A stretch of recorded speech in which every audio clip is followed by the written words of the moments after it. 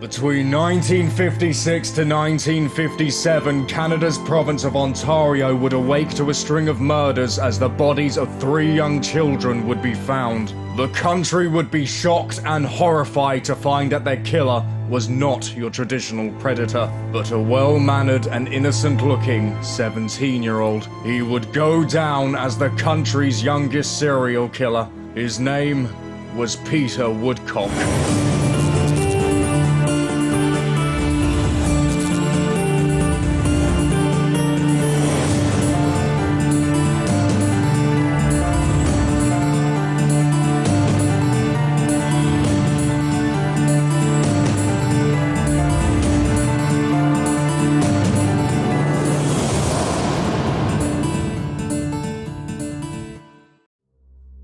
Peter Woodcock was born March 5th, 1939 in Peterborough, Ontario to a young 17-year-old Wyatta Woodcock. Finding it too difficult to raise a young Peter at such a young age, Wyatta would soon give him up for adoption. While in an orphanage, Peter had felt as if he had been abandoned by his mother and soon began to exhibit strange behavior for attention. This type of behavior would make it extremely difficult for him to form bonds with many of the foster homes, and Peter was classed as unadoptable by the staff. He would spend the first 3 years of his life being shuffled from one home to another. It is known while staying with one foster family, Peter was being physically abused. He was punished so severely that he sustained a severe neck injury. Once Peter returned to the orphanage, his behavioral problems only got worse. His crying was almost constant, and he would cower in fear if anyone approached him. At the age of 3, young Peter would finally have a chance at a new life as he was taken in by Frank and Susan Maynard. They were a wealthy foster family who provided Peter with a stable and loving environment. It took some time and hard work, but eventually the screaming began to subside, and as Peter grew older, he started to contain his odd behavior around others. However, Peter was still seen as an outcast and a recluse by his peers, which made him a target for bullying. He would be seen hiding not only from his tormentors, but other children in bushes whenever he could. As Peter grew into puberty, his reclusiveness continued to worry his parents. He seemed incapable of escaping the feeling of abandonment that had engulfed his troubled childhood. Still being unable to interact with others, his parents entered him into a private school with the hopes that Peter would make friends and be able to finally come out of his shell. It is at this new school Peter had claimed he had consensual sex with a 12-year-old. Peter was also reported to have excelled at his studies, and during one occasion with a social worker, it was noted that Peter was more comfortable around younger children, often playing games with them, with him being the leader. The social worker would state, although he verbalizes his resentment for the other children, he has never been known to physically attack another child. Whenever he interacted with students of his own age, however, he would exhibit boastful behavior and bizarre ideas. During a separate talk with Peter, he had also wished that a bomb would fall and kill all the children in the area. The warning signs Peter was exhibiting were all but ignored. Peter was now 17 years old, and for his birthday his parents bought him a red and white bicycle which he cherished. He grew so fond of the bicycle that he'd even classed it as his best friend. As the bizarre fantasies became more and more disturbed, he would imagine himself as a gang leader of 500 invisible soldiers that he called the Winchester Hyde Street Gang. In his mind, there were thousands of friends that would listen to him, care for him, play with him, interact with him. But in reality, Peter was alone.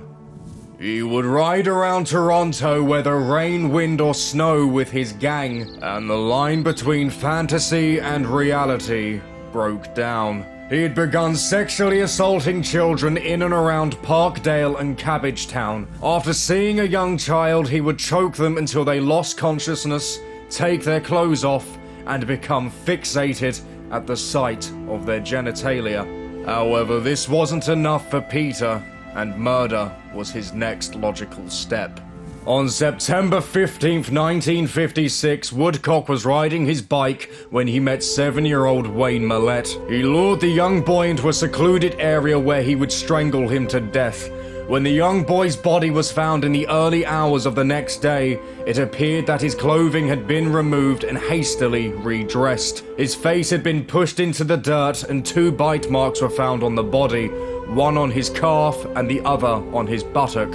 And in a bizarre twist, the killer had placed pennies around the body and defecated near the corpse. On the same day the body was discovered, 14-year-old Ronald Mowat would be arrested for the crime, and after hours of relentless questioning, he was charged with the murder of Wayne Millett. Despite witness testimony placing the 14-year-old at the movie theater at the time of the murder, the conviction was eventually overturned. The next month, Peter would once again be out on his bike when he came across 9-year-old Gary Morris. Peter would convince the young child to take a ride with him to Cherry Beach and away from prying eyes. Once there, Peter would brutally beat Gary to death. The attack was so vicious, the child's liver was ruptured and his throat had been bitten. In another bizarre ritual, Peter had placed paper clips around the body, and once again, the clothes were disheveled. On January the 19th, 1957, Woodcock was riding his bike around the city when he approached 4-year-old Carol Voice. After offering her a ride, he would take her down to the ravine and murder the young child. When she was found, her clothes had been torn off, she had been choked into unconsciousness and sexually molested. However, her death was attributed to the tree branch being forced into her vagina. Because the murder took place during the wintertime, people thought it was suspicious when they saw Peter riding around on his bike. He had also been seen talking to a lot of children near playgrounds, and since the police sketches resembled him, he was quickly detained. Peter would come clean to the police and admit to all 3 murders, showing little remorse for his crimes. He would never give a rational reason for the murders, and his only concern was upsetting his mother. Upon trial, Peter Woodcock would be found not guilty by reason of insanity. He was sent to Penetanguishene Mental Health Center for an indeterminate amount of time. While incarcerated, doctors tried various methods to treat Peter, but none of these treatments ever seemed to work as he continued to exploit other patients into sexual acts. He would promise them membership into his exclusive gang. Woodcock's strange and unusual behavior appeared to be worsening, and he would later admit the treatment program only served to make him more adept at manipulating others.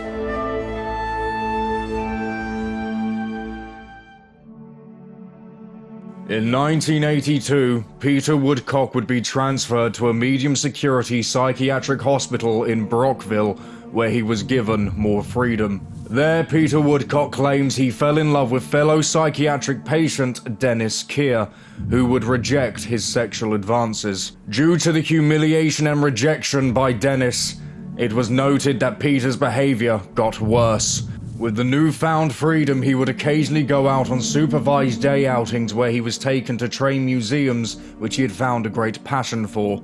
And on one of these occasions, he was even taken to the movie theater where he watched Silence of the Lambs. While at the second hospital, Woodcock would legally change his name from Peter Woodcock to David Michael Kruger. He began to form a very close friendship with a former patient, Bruce Hamill, who in 1984 was sent to the institution for the murder of an elderly Ottawa woman. He was now working security at the institution, and Peter had convinced Bruce to help with the murder of Dennis Keir. On July 31st, 1991, Bruce put the plan into action and bought the equipment: a wrench, hatchet, knives, and a sleeping bag. Bruce then signed Woodcock out of the hospital and had arranged to meet with Dennis Keir under the promise of a $500 loan. In less than an hour, Woodcock unleashed his savage attack, bludgeoning Keir with a wrench, viciously stabbing him with a knife, and hacking away at him with the hatchet. He would continue to mutilate the corpse with the tools Bruce provided. Once he was done, Peter Woodcock would then go on to sexually assault the corpse. This would be his last brutal act. After committing the murder, Peter Woodcock walked to the local police station where he handed himself over to the authorities. Peter and Bruce were then sent back to the high-security Pentanguishene Psychiatric Hospital, where Peter would remain there until his death on his 71st birthday on March 5th, 2010. Peter Woodcock's story is one of a mentally unstable individual not getting the help he needed and deserved at a young age. Many believe if the right help was given to Peter at his early stages, 4 lives would have been saved. However, this is all up for debate, and due to his crimes and his life, Peter Woodcock was deemed as the killer they couldn't cure. Thank you all very much for watching and your continued support. This episode was supposed to be released around about the same time as the Peter Kürten episode, but I've had quite a few hectic weeks, so please forgive the delay. I've got 2 much longer episodes coming out over the next coming weeks or months, one being a Beyond the Dark special to celebrate the fact this channel is creeping up to 1K. I am absolutely dumbfounded by the fact, and I never thought this channel that I created could actually gain so much traction, so thank you all so much for the generous support. As usual, please let me know if you have any suggestions for any upcoming videos. Feel free to follow me on Twitter and join the Discord server, which I'll link in the description below. And if you are new here, please feel free to like and subscribe if you enjoyed the video. If you didn't, please feel free to dislike it and let me know why. And I've been